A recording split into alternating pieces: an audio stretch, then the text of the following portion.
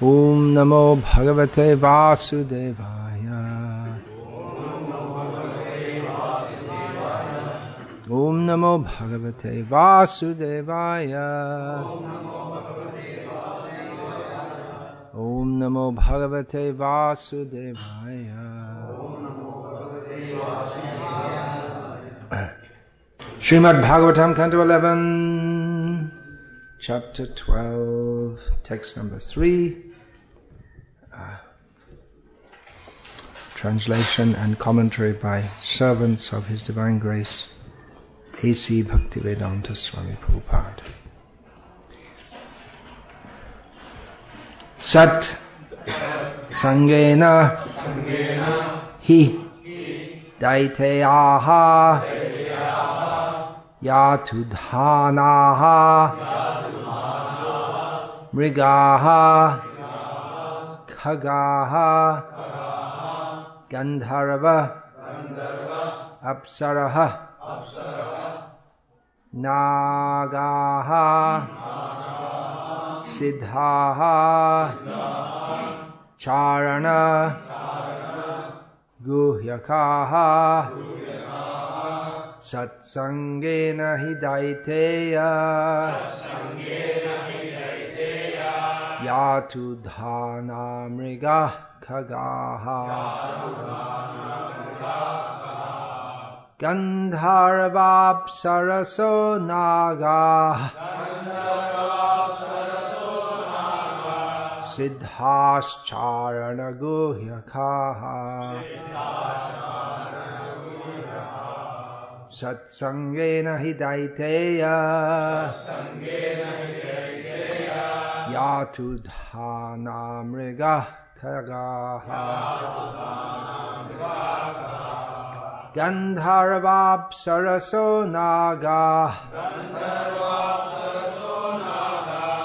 Siddhascharana Guhyakaha Satsangena, by association with my devotees. This is spoken by Krishna. He, certainly, Daiteyaha, the sons of Diti, Yatudhanaha, demons, Mrigaha, animals, Khagaha. Does anyone know what that means? Birds. Do you have that in your language at all? No. No, by reading Prabhupada's books. Comes in your language also. The usual term is pakshi. Also. Not an often used word. Khaga. Traditionally they used to use in yeah, so Khagaha, birds. Gandharva, Gandharvas. Apsarasaha, the society girls of heaven. That's Srila Prabhupada's. Society girl is Srila Prabhupada's. Well, it's an archaic English way of saying courtesan, which is not exactly a prostitute, but something like that. High-class prostitute, you could say. Nagaha, snakes. Siddha, residents of Siddhaloka. Charana, the Charanas. Guhyakaha, the Guhyakas. Vidyadharaha, the residents of Vidyadhara Loka. The residents of Vidyadhara Loka. Manusheshu, among the human beings. Vaishyaha, mercantile men. Shudraha, laborers. Striyaha, women. Yeah, obviously these are very general terms, because Vaishya doesn't necessarily mean the merchant community, but it's a general term. And Shudra doesn't necessarily mean laborer. Can be. Laborer, we generally think of someone who just does manual work, but of course it can mean a musician, an entertainer, an artisan, like someone who works with stone or goldsmith. Can mean a kayasta, who's an administrative position, and so on. Striyaha, women. Antyajaha, uncivilized men. Rajaha. Oh, I'm going on here. I should just read. After this verse, there are other verses which come. Vaishya Shudra Striyontyjaha Rajastama Prakritayas Tasmin Yuge Yuge Bahavomat Padang Praptas Tvastrakayadhavadaya Rishabharava Balirbano Mayas Chata Vibhishana Sugrivo Hanuman Riksho Gajo Gridhro Vanik Patha Vyadha Kubja Vraje Gopyo Yagya Patnyas Tatapare. Okay, I'll just go into the translation, because many of these are names anyway. So in every yoga, many living entities entangled in the modes of passion and ignorance gain the association of my devotees. Thus such living entities as the Daityas, Rakshasas, birds, beasts, Gandharvas, Apsaras, Nagas, Siddhas, Charnas, Guhyakas, and Vidyadharas, as well as such lower class human beings as the Vaishyas, Shudras, women and others, were able to achieve my supreme abode. Vritrasura, Prahlad Maharaj, and others like them also achieved my abode by association with my devotees, as did personalities such as Vrishabharva, Bali Maharaj, Banasura, Maya, Vibhishana, Sugriva, Hanuman, Jambavan, Gajendra, Jatayu, Tula, Dhara, Dharma, Vyad, Kubja, the gopis in Vrindavan, and the wives of the brahmanas who were performing sacrifice. Purport. The Lord has mentioned devotees such as the gopis in Vrindavan and also demons like Banasura to illustrate how he comes under the control of those who surrender to him. It is understood that devotees like the gopis and others mentioned here obtained pure love of Krishna, whereas the demons generally obtained only salvation. Many demons were purified by association with devotees and came to accept devotional service to the Lord as the most important among the various activities in their lives, but the exalted devotees like Prahlad and Bali Maharaj knew nothing except devotional service, which they accept as their very life. Still, the reformed demons are also mentioned so that readers of Srimad Bhagavatam will understand the enormous benefits one may achieve by associating with devotees of the Lord.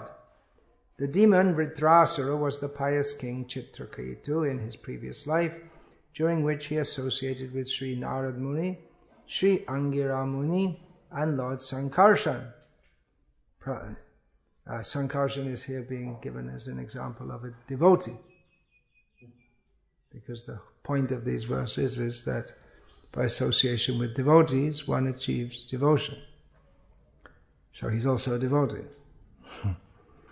Prahlad Maharaj, being the son of Hiranyakashipu, is considered a Daitya or demon, yet while still in the womb of his mother Kayadhu, he associated with Narada Muni by sound vibration. It's buttermilk churning, is it? Yeah. Probably better not to do it just here. The demon Vrishabharva was abandoned by his mother at birth, but he was raised by a Muni and became a devotee of Lord Vishnu. Bali Maharaj associated with his grandfather Prahlad and also with Lord Vamana Dev. Bali Maharaj's son Banasura was saved by association with his father and Lord Shiva. He also associated with Lord Krishna personally when the Lord cut off all but 2 of his 1,000 arms. which had been awarded as a benediction by Lord Shiva. Lord Shiva gave him the benediction of having 1,000 arms, and Lord Krishna gave him the benediction of cutting off 998 of them. The demon Maya, Dhanava, constructed an assembly house for the Pandavas and also associated with Lord Krishna himself, eventually achieving the shelter of the Lord. Vibhishana was a pious-natured demon, the brother of Ravana, and he associated with Hanuman and Ramachandra. Sugriva, Hanuman, Jambavan, and Gajendra are examples of animals who achieved the mercy of the Lord. Jambavan, or Riksharaj, was a member of a race of monkeys. He personally associated with Lord Krishna, fighting with him over the Syamantaka jewel. The elephant Gajendra in his previous life had association with devotees, and at the end of his life as Gajendra, he was personally saved by the Lord. Jatayu, the bird who at the cost of his own life assisted Lord Ramachandra, associated with Sri Garuda and Maharaj Dasharath, as well as other devotees in Rama Leela. He also personally met with Sita and Lord Rama. According to Srila Jiva Goswami, the association that the Gandharvas, Apsaras, Nagas, Siddhas, Charnas, Guhyakas, and Vidyadharas had with the devotees is not very prominent and does not need to be mentioned. Varnitpata is a Vaishya, and his story is mentioned in the Mahabharata in connection with the pride of Jajali Muni. And that's the importance of association with devotees is illustrated in the story of Dharma Vyad, the non-violent hunter, as described in the Varaha Purana. In his previous life, he somehow became a Brahma Rakshasa, or a Brahmana ghost, but was eventually saved. In a previous Kali Yuga, he had the association of a Vaishnava king named Vasu. It's well known if you go through Mahabharata and Puranas. This Upachari Vasu. The lady Kubja associated directly with Lord Krishna, and in her previous birth, she had associated with Sri Narad Muni. And in a previous birth, she was also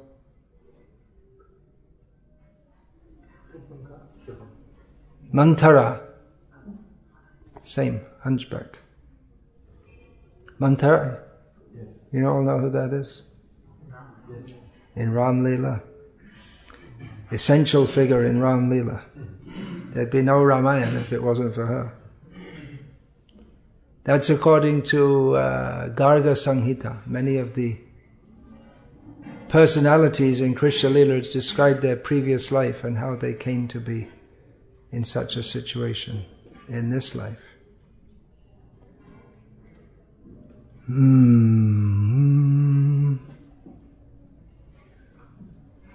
The gopis of Vrindavan rendered service to saintly persons in their previous births. Of course, they're different gopis, so some of them were saintly persons in their previous life. That's the rishis of Dandakaranya, Rishichari gopis. That's also mentioned in the Garga Samhita. All different classes. There was the Yagya Sitas that Lord Ram was performing yagyas. It's described in Srimad Bhagavatam for thousands of years. But his wife wasn't there, so he made a deity of her for every yagya. And then they all became gopis. And they're all different gopis from different backgrounds. When Ram went to Mithila, the city of Janak Maharaj, then not only Sita was there as a young, beautiful girl, there were so many others. And they also desired to join Lord Ram in his Leela. So they also became gopis like that. So there are many different gopis from different backgrounds. Means apart from those who were already Nitya Siddha, but there are many others also who joined. The Rasa Leela is always increasing. There are always more and more gopis. It's inconceivable. Having had ample association with devotees, they became gopis in Vrindavan in their next lives, and associated with the eternally liberated gopis who had descended there. They also had association with Tulsi Devi or Vrinda Devi.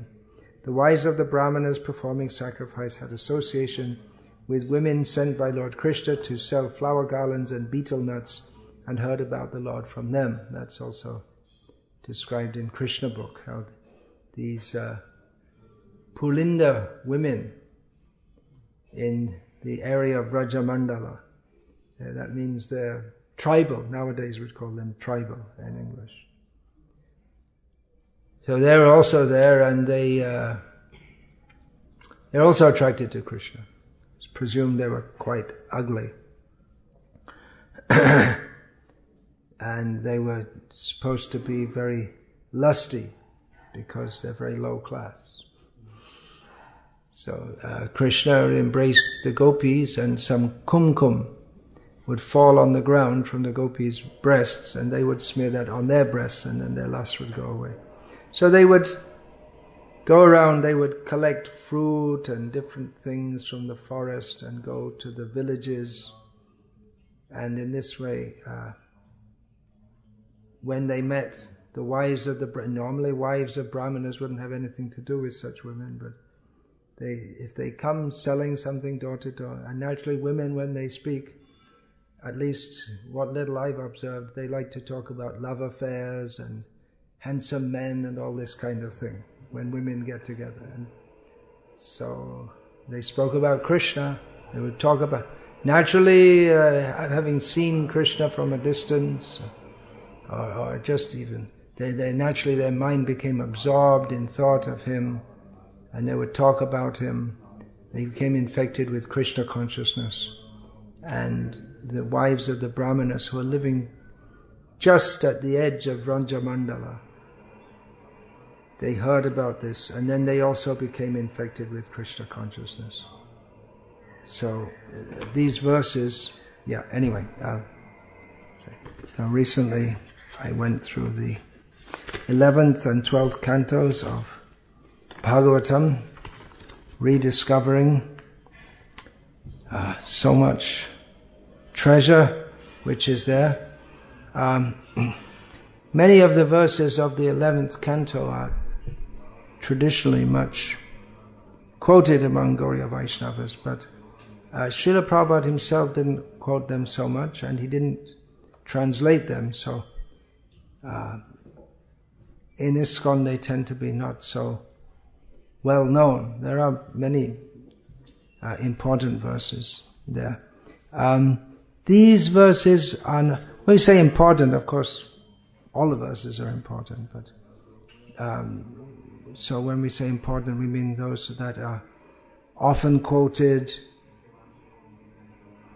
The verses which I just read are not that much often quoted. They will be in the Sandarbhas, but then so many verses are in the Sandarbhas. But I just chose them. I chose these verses. I chose a few verses here from on the topic of association with Krishna's devotees, the value of that. So these are very inspiring verses, and very sweet, how Krishna extends his mercy to people, and even less than people. Of course, there are some who are considered more than people. If we talk about humans as earthlings, then the Gandharvas, Apsaras, Siddhas, they're on a higher level, but not very high. They're not real full-scale demigods. Sometimes they're called upadevatas. They're not really the topmost, but they're considered higher than the humans. Snakes, vulture. Vulture is considered inauspicious. If a vulture comes and lands on the building, that's considered very inauspicious, because their business is to find some dead body and eat that. So it's not a high birth. But even the vulture became famous. The name of Jatayu is still famous as a great devotee of Lord Rama. So all these personalities attained the mercy of Krishna. Asura Shakal, Pailo Charan, Bhaktivinoda Thakur says, all the demons, they attain to your lotus feet. Well, not all of them, but many. They attain the mercy of Krishna. So that's very inspiring for us. Of course, in the present age, everyone who is a devotee of Krishna is from a fallen background, because everyone in Kali Yuga is fallen. Of course, everyone in the material world is fallen, but in Kali Yuga, everyone is fallen. We have divisions of high class and low class, but if any of us were transported back in time, say 200 or 300 years in India, every one of us would be considered completely low class. Speaking English, that in itself would be considered extremely low class. Nowadays it's considered high class. Why don't I speak the language of these lectures? Things wearing sewn cloths, very low class. Wearing shoes, well, for Kshatriyas it's all right, but for Brahmins, and all these things, even this processed sugar, non-indigenous vegetables and fruit, to eat that. Red foods such as red papaya, watermelon, just even any of these things, if you did, then you'd be considered immediately very low class. And what to speak of getting what is considered now very high class, to be educated in all this materialistic Western education, that would be considered a total disqualification from any civilized society. I just read yesterday one of our devotees, one of Prabhupada's disciples, in the 1970s. She's from America, so she went with her sons to Radha Kund. And it was very hot, and one of her sons begged some water from the house of some Babajini or Vairagini or whatever you want to. There's no such thing as Babajini. Tyagini. And so she gave the glass of water. He touched to the lip, and one Vairagi sang there, say, this lecture touched your cup. You gave water, so I'll never see you again. They were so strict about caste and all this kind of thing. That was in the 1970s. It was just considered automatically, by being a Westerner, one is totally fallen. Because to take birth outside of India is itself fallen. So, and if you cross the ocean, you become fallen by going to such impious places. Of course, India itself, what was previously considered Srila Prabhupada said the whole world was Bharat, but even up until a recent time, what is now Pakistan, that was the pious place, the Sindhu River is there, and the ancient civilization Takshashila, that was there, and Bhakti Saraswati went there for preaching. It was just part of India, and then all of a sudden it's become inimical to India. And if we read that book, Breaking India by Rajiv Malhotra and Aravinda Neelakantan, you will see that they want to turn the whole of India into Pakistan or something. And look what they're doing in Syria and Iraq. It's all American foreign policy. So anyway, we didn't come here to discuss that. But these are issues we should also be aware of, because India is the land of Krishna. In this world is where he comes to. So we want to keep it like that and not make it into one big Pakistan. So anyway, the point I'm making is that in this age, Chaitanya Mahaprabhu comes to save the fallen, and everyone is fallen in Kali Yuga.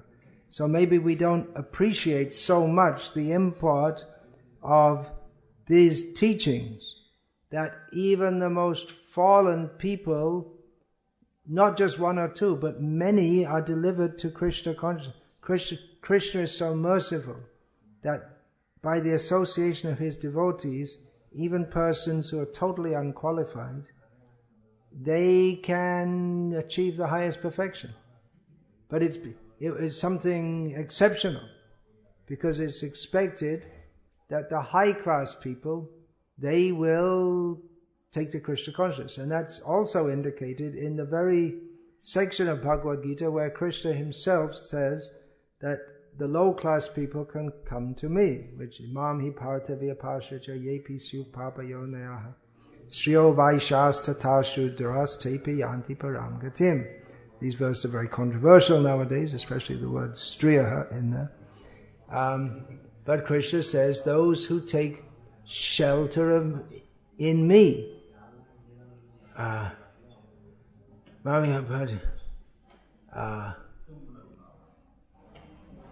even if they're from a very sinful background, and he gives the examples of Striya, Vaishya, Tata, Shudra. They can achieve the highest destination. So Shudra, we can understand that's very low. Women, previously it was understood that this is a lower birth. Nowadays it's, as I say, very controversial. But why Vaishya? And once Srila Prabhupada was asked about this, and he said because they're just interested in money. They're materialistic. So, Krishna says they can come to me. But then in the next verse, King Puna Brahmana Punya Bhakta Raja Shayastata Anityam Asukam Lokam Imam Prapya Bhajasvamam. As Krishna says, then what to speak of those, the Brahmanas, the pious Brahmanas, the kings, devotional kings, that means not Duryodhana and Karna, not those, but the kings like the pious kings, devotees, then certainly they should reach me. So in other words, Krishna is saying everyone can come to me. To be of a sinful background is not a disqualification, but still it's expected that those of higher birth, they're more likely to come. So in the 11th canto of Bhagavatam, which is where these verses are from, there's a lot of discussion about the modes of nature, how the mode of goodness is conducive for self-realization, for Krishna consciousness. But then Krishna throws in this thing and says, well, anyway, if you associate with devotees, then you can, all this mode of goodness, and he doesn't say you have to forget the mode of goodness. But he says that you can immediately Mang Chayovya Bicharena Bhakti Yogena Sevate Sagunan Savatitaitan Brahma Bhuyaya Kalpate. That again comes.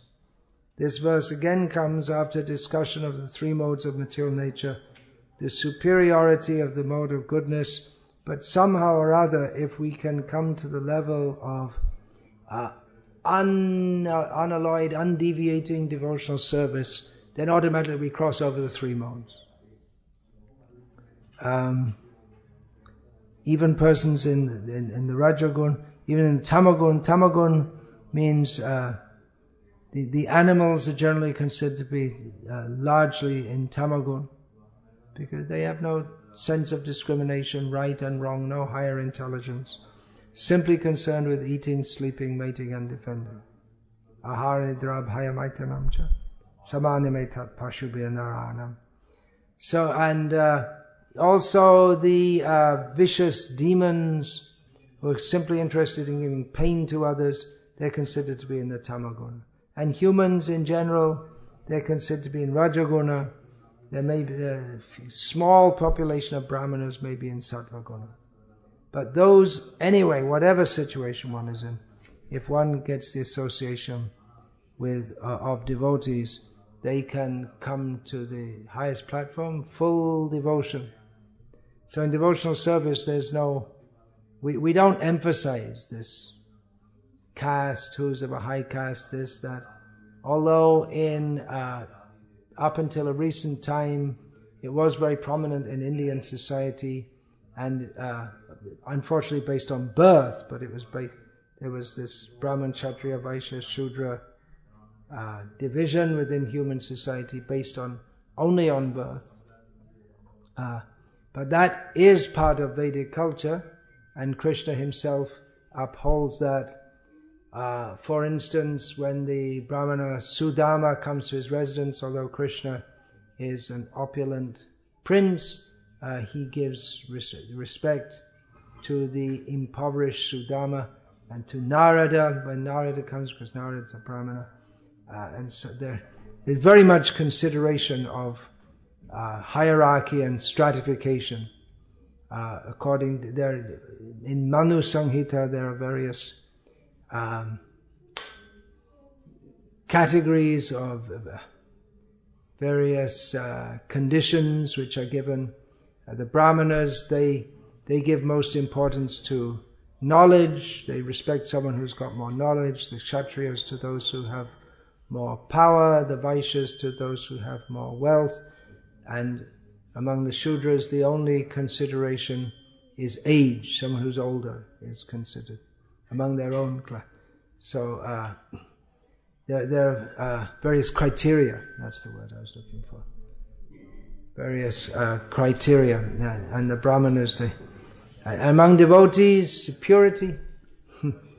But there's also consideration of position, and Srila Prabhupada upheld that.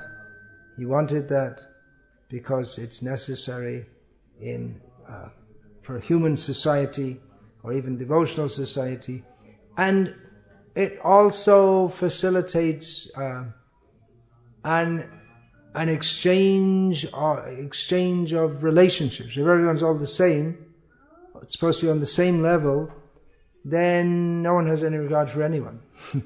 But we see in Chaitanya Mahaprabhu's pastimes, Chaitanya Mahaprabhu is recognized by everyone, and those devotees who are very close to him are also respected. Even Rupa Goswami, when he comes into the assembly of Chaitanya Mahaprabhu's devotees at Puri, Rupa Goswami bows down to them all, and Chaitanya Mahaprabhu tells them, you all give him blessings.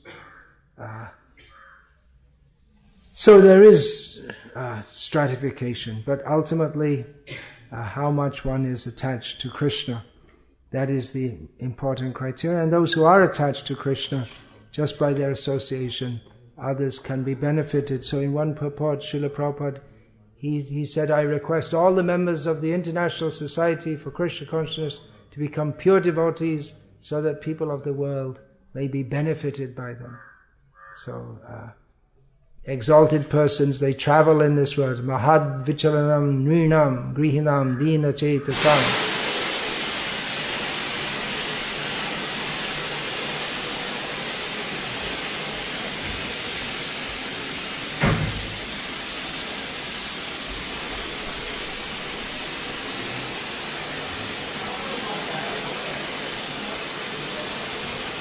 Well, that was a spectacular sound.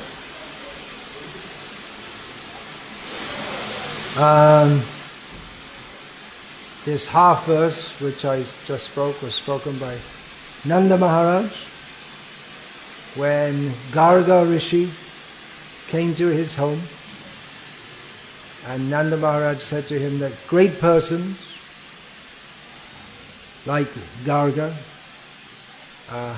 they move around on the surface, they move around on the earth for the sake of uplifting persons like myself who are grihastas of low consciousness. So in this way, devotees, they're supposed to move around in the world and uplift others. One may think, well, I'm not a devotee, but we may think, well, I can't purify anyone. A devotee shouldn't think, oh yeah, I think I'll go and purify everyone. This first, when the BJP came, they had their first large number of MPs in the parliament. That would be under Vajpayee. So there were some Swamis there and this and that, and some of the press reporters asked, what are you Swamis doing sitting in the parliament? That's not what Swamis do. They said, well, we're going there to purify it. So they had the feeling, we're going to purify everything. Patita Pavana Hetu, that Chaitanya Mahaprabhu came to purify. But so a Vaishnava doesn't think, yes, I think I'll go there and then I'll purify the place.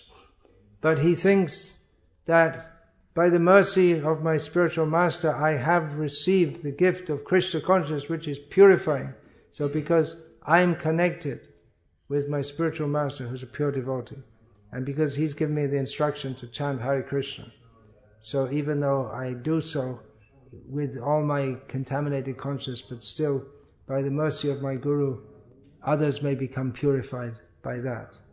And it's not that they just go there and be there. Here I am, and radiate purification. But they chant Hare Krishna.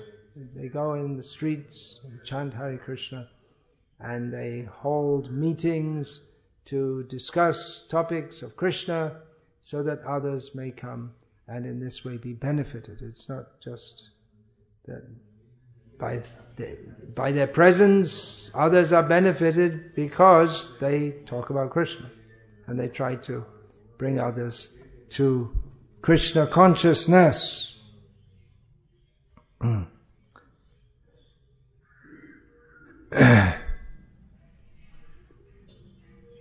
So, in the verse just after this, Krishna says, that after these 4 verses which I just read about how people, non-people, birds and elephants, all kinds of living beings achieve perfection by association with devotees. So Krishna, after this, I just read verses 3 to 6 of chapter 12 of the 11th canto of Bhagavatam. So in verse 7, Krishna says, the persons I have mentioned did not undergo serious studies of the Vedic literature, nor did they worship great saintly persons. Means not as they didn't have a regular, they weren't regular disciples. Kubja, she wasn't a disciple. Jatayu wasn't undergoing, he wasn't sitting in an ashram, no such thing. Nor did they execute severe vows of austerity. They didn't do anything special or particularly pious, but they got, and as Krishna says, simply by association with me and my devotees, they achieve me. So, commenting on this, Srila Jiva Goswami says that no method of spiritual advancement is better than association of devotees. Srila Prabhupada, he made this international society for Krishna consciousness. He wanted to make devotees so that people of the world could be benefited by their association. And a temple is to be built here. People will come to see the temple, the architectural attraction. Those who are pious, not just for the architecture, they'll come to see the deities, and those who are most intelligent will come to see the devotees. But most people are not intelligent, so therefore a temple is built so that many people will come, and people will come, they should get the association of devotees. Nowadays, more and more things are being done by technology, by robots.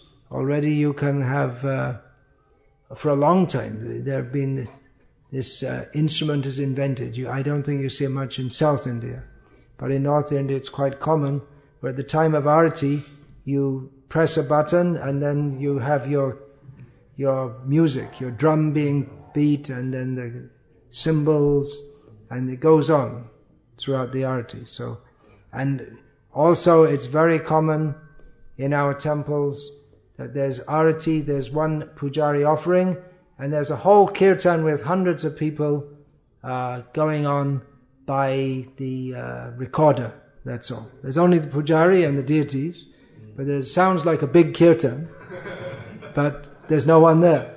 At least there might be some demigods there, but you can't see them. So it is possible. You can do everything by machine. There are automated chapati making machines. So you can, in our Food for Life or whatever they're called, midday meals or whatever, they have chapati making machines and khichdi making machines. So all you have to do is pour the rice and dal in. You don't even have to do, it's computer controlled, everything. So you can do that, but where's the bhakti?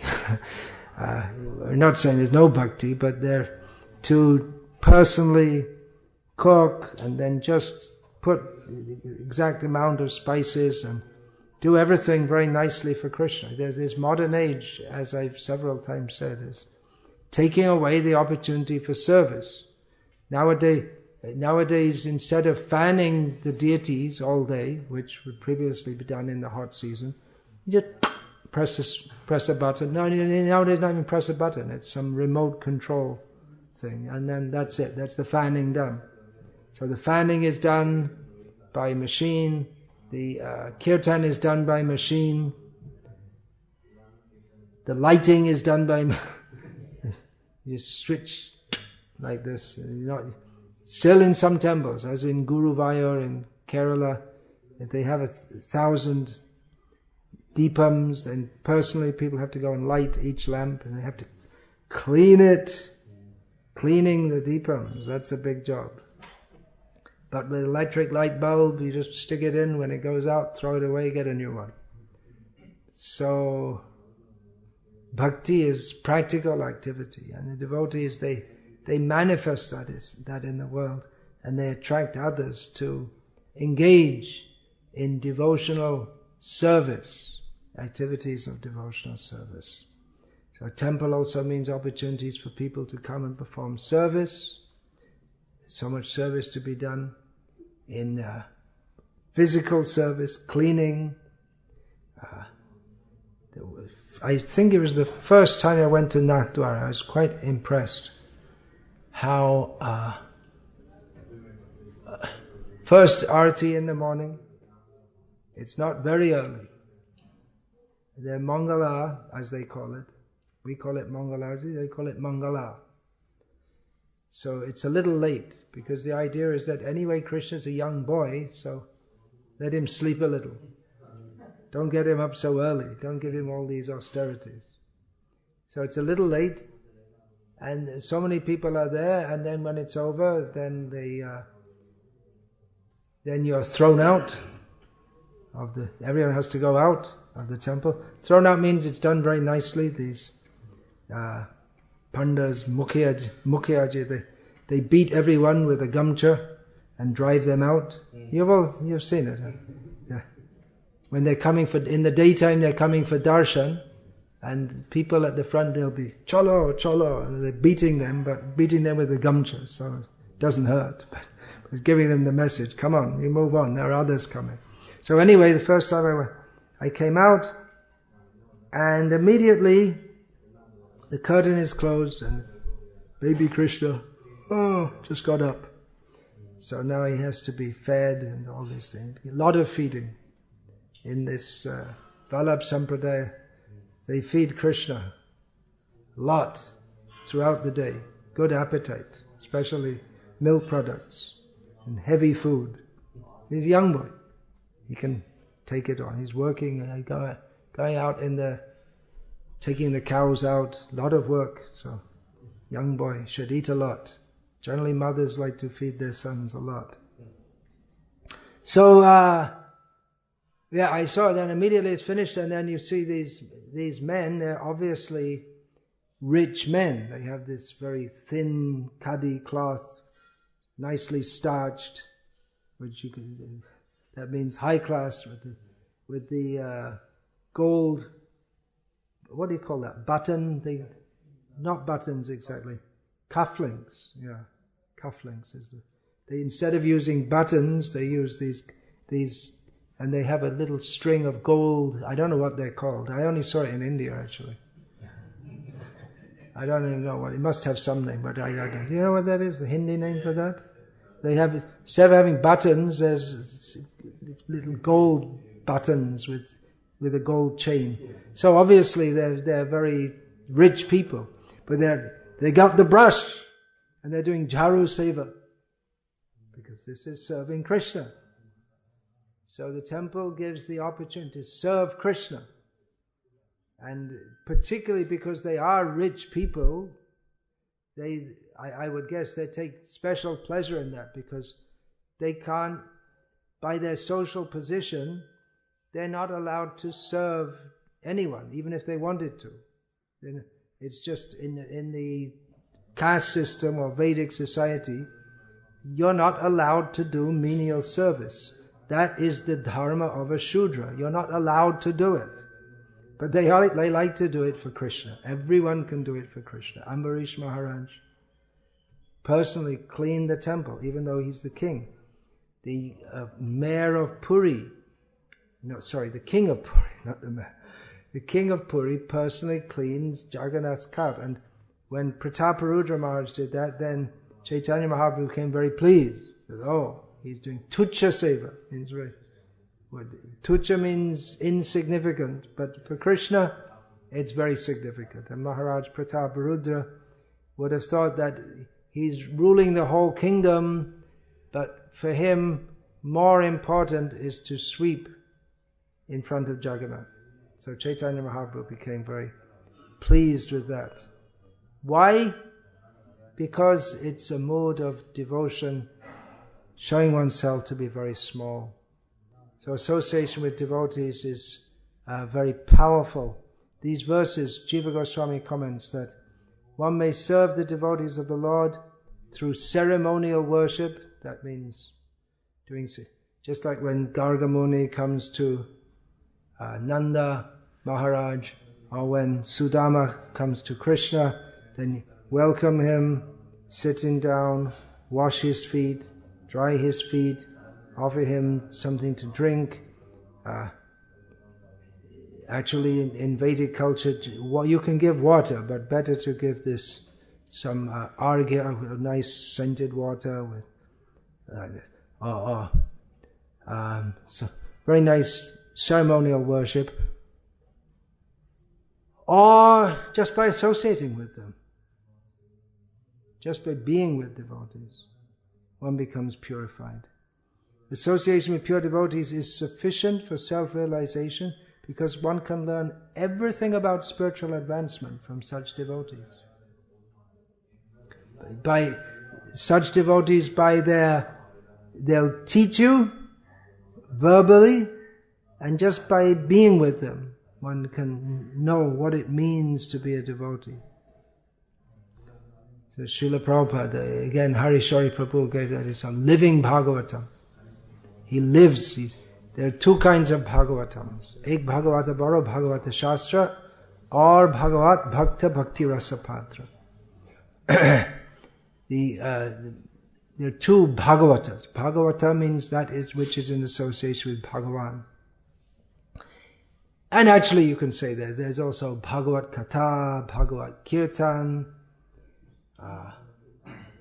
It could be used as an adjective for so many things, but principally Bhagavat means the book Bhagavat, so that's important. Ek Bhagavata Baro, the big one is the book, because that gives the standard, that defines who is Bhagavan, who is a devotee, what is bhakti. And one more is the devotee, who's called a Bhagavat. Devotees are, up to the present day, devotees are called Bhagavats, or in North India, Bhagat, they made it shorter. So Bhagavat. So the devotees, they personified the teachings of the Bhagavatam. Here there's a list of so many great devotees. So many devotees have been given.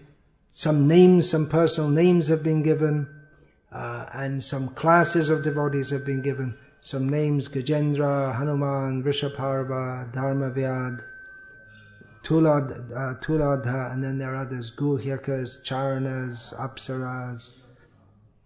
But in a pure devotee, you see in Srila Prabhupada, all is, yes, Yasti Bhakti Bhagavatya Kinchana Sarvari Gunais Tattva Samasate Suraha.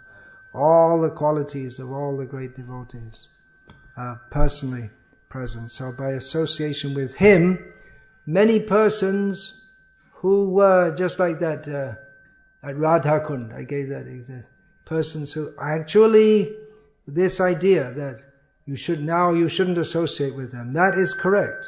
Shouldn't associate with such people. You become contaminated if you associate with these. But because they're devotees, if it's just an ordinary American, then no, don't associate. That will spoil you. But if they're devotee, even they're from such a background, they can purify the whole world. So this is a very important teaching also, because to consider a Vaishnava, oh, he's very low class. Vaishnava jati buddhi. That's naraki buddhi. One who considers a devotee in terms of their background, their bodily, social, cultural background. Such a person is an offender. Srila Prabhupada, when he first brought his Western disciples to India, many people welcomed them, and many people were very skeptical about them because culturally they were still acting and in many ways thinking, it seems, like Americans. It is very low class. This is even, this must have been, 20 years ago. Whenever it's in the past, I say 20 years, about 20 years ago. One of my godbrothers from America, he was at ISKCON Baroda, and then some cow from outside had come in. So he took off his shoe and from behind beat the cow to go outside. So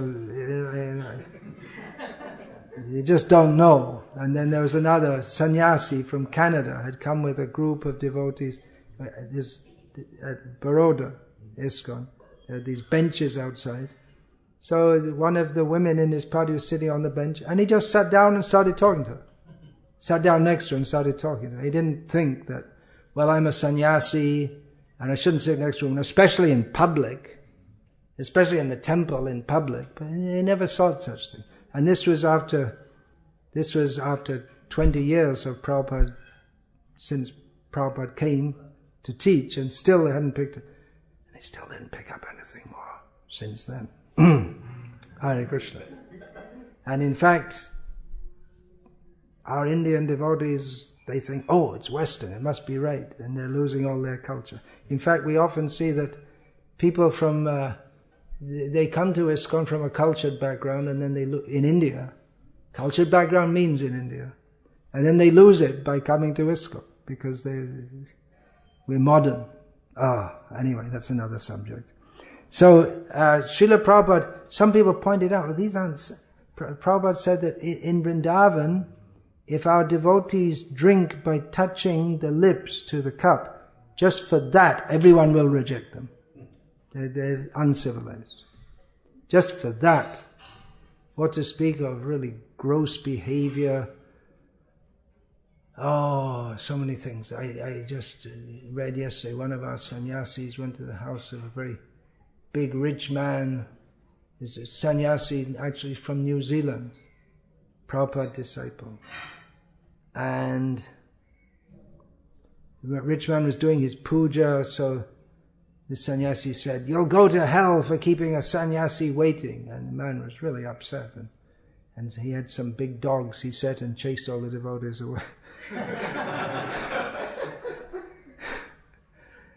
So, they uncultured in terms of proper culture. And we find many Mayavadis who are actually very, very cultured in their behavior. Even today, their general behavior, they know how to behave as a sadhu.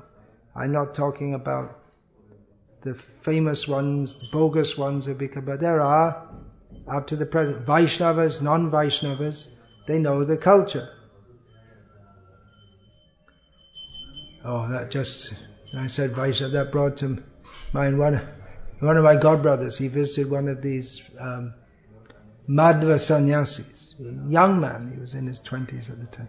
So they have these padukas, wooden shoes. So he had this sannyasi, Madhva sannyasi, had the shoes outside the room, and our devotees were going inside, so this godbrother of mine from America saw the shoes, stepped into them and said, "Hey Swami, these are really good shoes." And another devotee who was with me told me this. And the Swami says very coolly, "Oh, so now they are yours." That's all. So very cultured. He didn't get upset or anything. So it's a fact that our devotees were very rough, but Prabhupada defended them. He said, no, they are sadhus. They're first-class sadhus because they're chanting the holy names and they're dedicated to Krishna. So all this rough edges, we may say, lack of culture, that's not the criteria. There is one verse which comes, I believe, in Chaitanya Mangal, that King Ugrasena, King Puri, what manliness did Ugrasena have? He was just arrested by his own son and put in prison. He wasn't a very powerful kshatriya. And so like it goes on a whole list on what culture did these Hanuman have, or the monkeys have, and what purity did Kubja have. In other words, they lack but because they're devotees, they're glorious. So that's the point. By associating with devotees, one becomes purified. Doesn't mean we shouldn't have culture, because the devotees should have sarvaya tatra samasate sura. They should have all the qualities of the demigods. They're cultured people. But the point is that even if one is low class, uncultured, if one associates with devotees, he can achieve pure devotional service to Krishna. So how glorious is Krishna that simply by associating with his devotees, one becomes purified. And that's actually the point of this verse. That's another famous verse. Kirata hunandra pulinda pulkasha abhira shumbha yavana kasadaya yene chapapa yadapashraya shraya chudyanti tasmai prabhavishnave namaha. So this verse describes the glories of Krishna. And it says that even all the low-class people, list of low-class people, the Chinese, the Greeks and Andhras, sorry for any Andhra people here. It's mentioned there in Bhagavatam. You're from Gujarat, but Chaitanya Charitamrita also says, Paschime lok shab mura anacha. For the people on the western side, they're all mudha, anacha. So that was referring to the western side of India. So don't laugh at the Andhra people. So anyway, all these low-class people, they can be purified by association with the devotees of Krishna. Just see how powerful Krishna is. That even not by his own personal presence, by his devotees, people become purified. So, Hare Krishna. Go and deliver the world.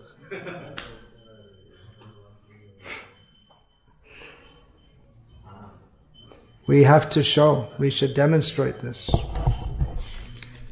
We should also not be interested only in here in India there are many pious Hindus, mostly what we say more high class.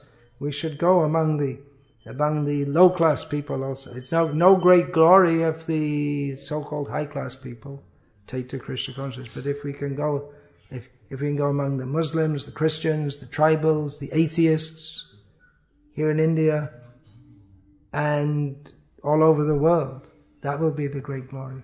At the present time in the Western world, our movement, if it's doing well anywhere, it's mostly doing well because of pious Indians in America and England and Russians.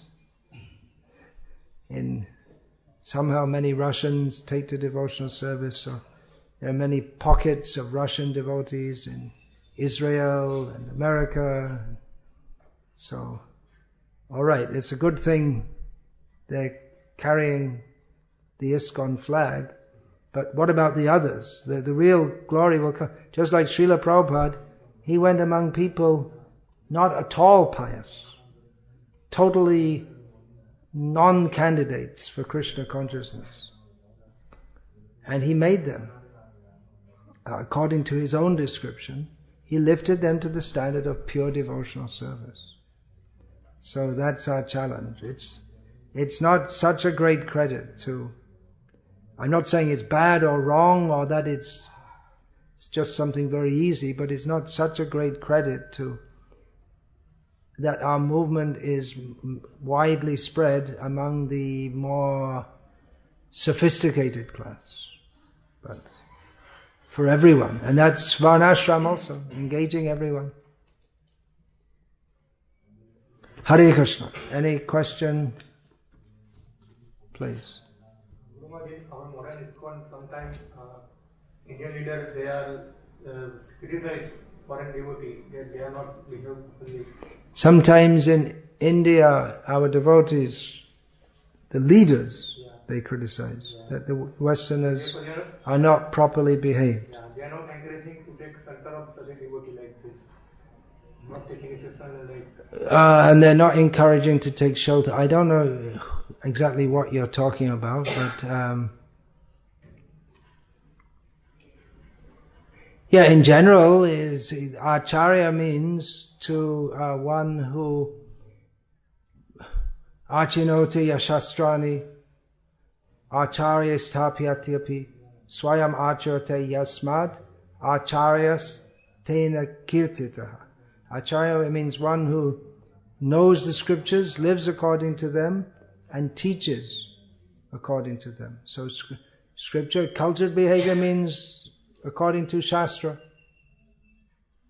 So that's normal human behavior. They're saying that uncultured people can take to Krishna consciousness by association of devotees doesn't mean that we don't have to cultivate cultured behavior. Cultured behavior means according to Shastra. That is favorable for devotion. And then in all the Bhakti Shastras say we should. They give so many directions. You keep Tulsi or a saintly person on your right side, you don't walk with them on your left side. So many details like that.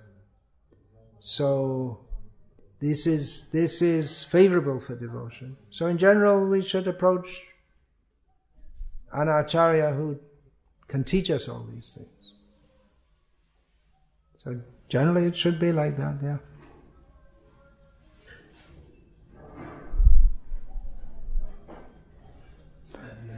Nowadays, as you said, that we preach only the pious Indian community and make the Muslim devotees.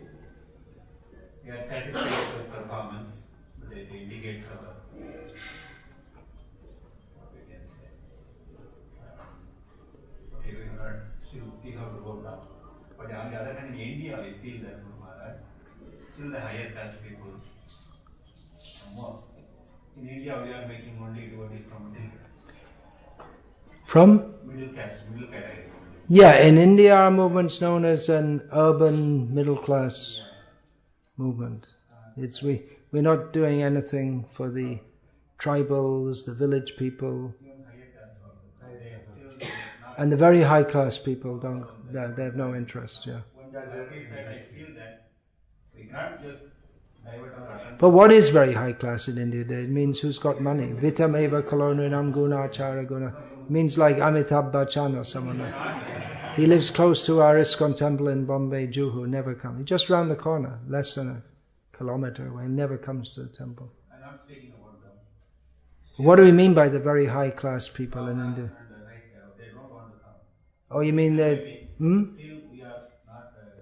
Well, people who are right in caste consciousness, they won't want to come because we have tribals as pujaris, and for them they don't like that. But one reason also is that I feel that We distribute prasad to everyone. culturally we do not still pick up some point. Culturally, yes. Our movement, as I said, many people in India, we see they come from at home, what culture they've learned, they lose it when they come to ISKCON. So in India I'm talking about. So that's not very good.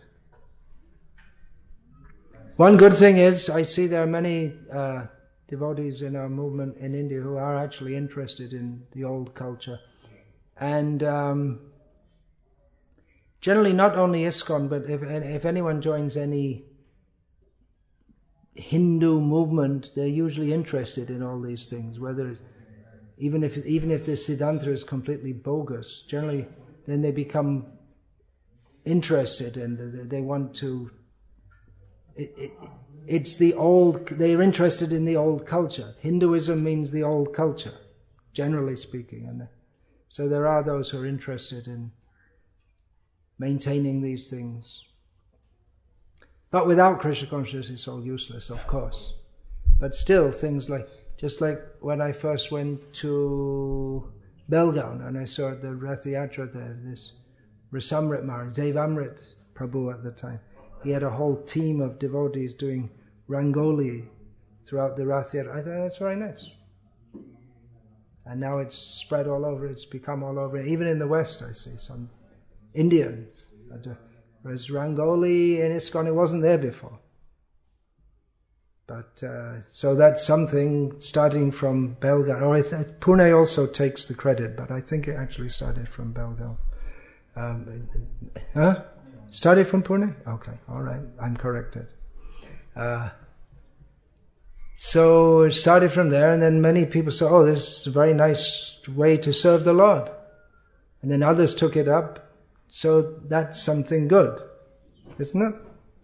Something traditional for the Lord. And I'm also promoting we should have temples without electricity. That gives the opportunity to light the lamp, and it makes a completely different atmosphere to light all the lamps, to personally fan the Lord. You'll see in many temples in North India, they from outside, not the pujari, inside the garbhagriha, from outside you pull the rope and then the fan is fanning the Lord like this. So it gives opportunity for service. And there's a certain sweetness about that, just putting on a light. There's no sweetness, and there's no sense of, yes, I'm doing this for the pleasure of the Lord. If you have to light 1,000 lamps, you do it as a pleasure. If you have to do it just, that takes so much time, I could be watching TV. But you say, it's a very nice service to do this. And in Guru Vaya there'll be one caste of people, that's what they do. They light the lamps and clean the lamps, and that's all they do. That's their service, generation after generation. So these are very nice things.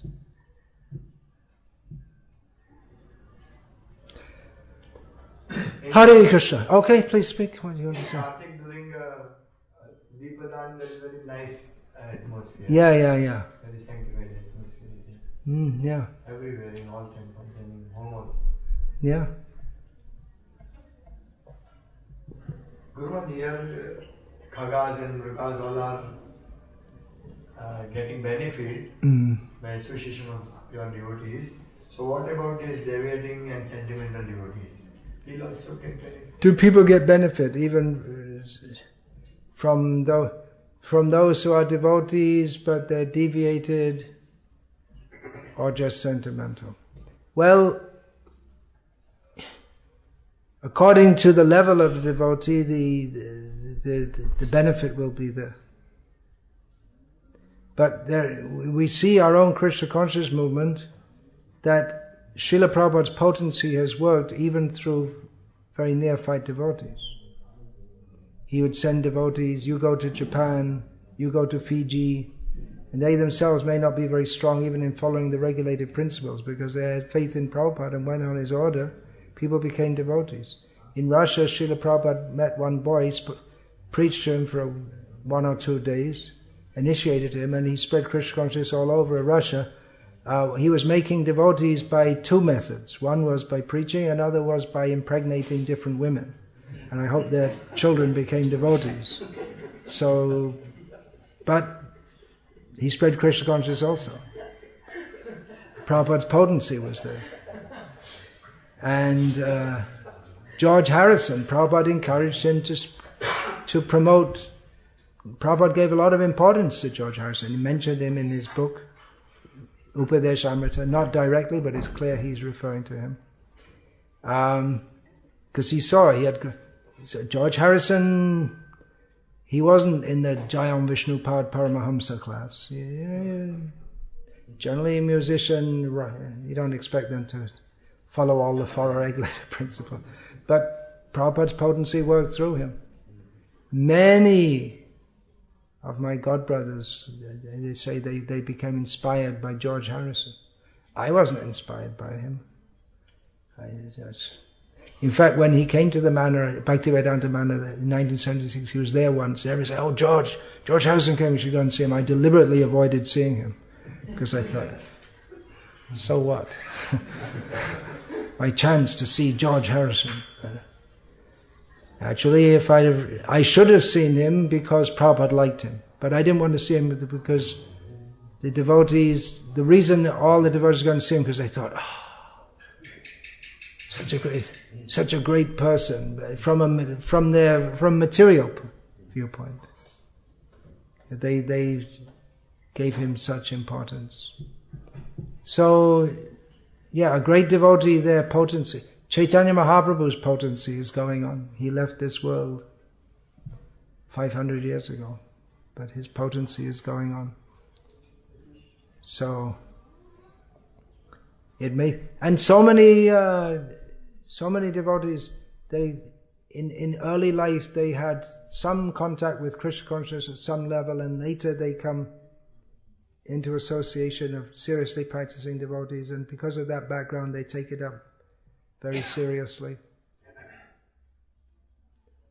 There are many. One of your godbrothers in England, he was raised by his mother. I don't think he even knew who his father was. His mother was a hippie, but she used to come to the Rath Yatra in the 1970s. She was never a devotee fully, but she did some service, this and that. He remembered that in his childhood, and later in life he took up Krishna consciousness seriously. So his mother, because she wasn't a serious devotee, but she had some affinity for Krishna consciousness. So he became benefited by that. So yeah. We may say a deviated devotee there, but still their situation is, unless they have some seriously envious opposithanta, their association is definitely, although their whole life is definitely better than someone who has no interest in Krishna consciousness. If they have a seriously wrong understanding, for instance, that I am Krishna and these young women, they're gopis, so let us dance. That's a serious misunderstanding. And one may be benefited by associating just by hearing the name of Krishna, but the detrimental effect, at least in the beginning of it'll be more than actually the good effect of Krishna consciousness can never be less than the bad effect, but at least immediately we'll be so misled that it'll be difficult for us to understand the right thing. Srila Prabhupada said about those who are offensive chanting, that they have to suffer the results of the offenses. And after that, the effect of chanting, the good effect, that can come through. But if the offensive mentality remains, then proper purification isn't going to be there. So one may be purified, for instance, in a way that Shishupal was purified. He was attached to Krishna, but in the wrong way. So bhakti should be anukul. It's important to associate with devotees who are properly situated in service to Krishna. That's always recommended. Hare Krishna. Srila Prabhupada ki jai. Srimad Bhagavatam ki jai.